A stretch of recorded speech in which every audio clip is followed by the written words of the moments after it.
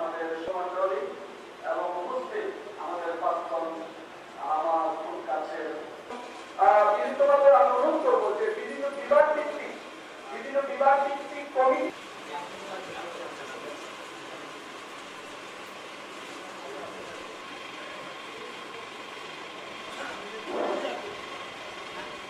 আমি দুটো পয়েন্টে কথা বলবো।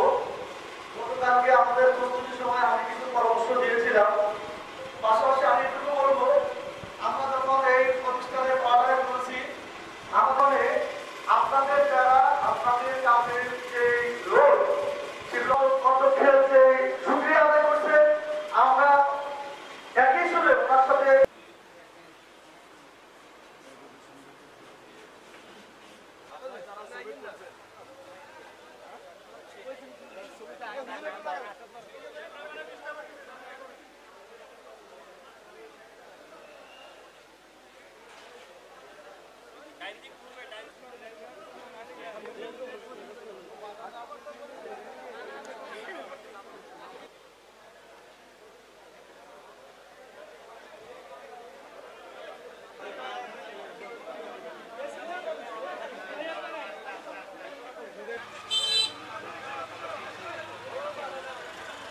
সামনে তো সরে না লাড়িলে আমার বিশ্বাস যে আমরা 1 কোটি টাকা যে টার্গেট দিয়েছি এটা অবশ্যই পূরণ হবে। আমি আপনাকে পূরণ করতে রাজি আছেন? ইনশাআল্লাহ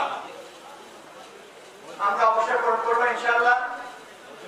এবং আমি আবার বলছি ছাত্ররা একটা ফোর্স, আমাদের শিক্ষক একটা ফোর্স এবং আমাদের সম্মানিত অভিভাবক একটা ফোর্স। এই 3টা ফোর্সের সমন্বয়ে আমাদের শতবার্ষিকী প্রোগ্রামটা উদযাপন করব এবং ইনশাআল্লাহ আমাদের এই প্রোগ্রামের মধ্যে কোনো ধরনের দ্বিমত থাকবে না। আমরা সব অবস্থায় ঐক্যমত হয়ে আমরা সকল কাজ সম্পাদন করব। এখানে কোনো দল আমাদের মুখ্য নয়, কোনো ব্যক্তি আমাদের মুখ্য নয়, আমাদের মুখ্য হলো আমাদের প্রতিষ্ঠান। আমরা এই প্রতিষ্ঠানের সম্মান আমরা সুখ্যাতি আমরা রক্ষা করবো। আমি কথা না বাড়িয়ে আমাদের উদ্যোগে শতবর্ষকে সামনে রেখে আমরা রেলি করার কথা আমরা একটু চিন্তা করছি। রেলিটা আজকে আমরা বাইরে নেব না। আজকে আমরা এখন যারা এখানে আসছি তখন কারো জন্ম হয়, কারণ এখানে 100 বছরের কেউ নেই।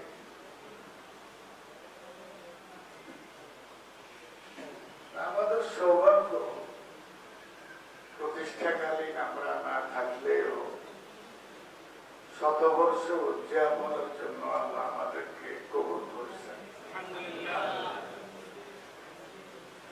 এবং আগামী 100 বছর পরে বাংলাদেশের মানুষের পর আয়ু বিবেচনায় আমার মনে হয় আমরা সবাই মাটির পর্বেই থাকি। আমার শিক্ষকতা জীবনে আমার সেরা এবং বড় পাওনা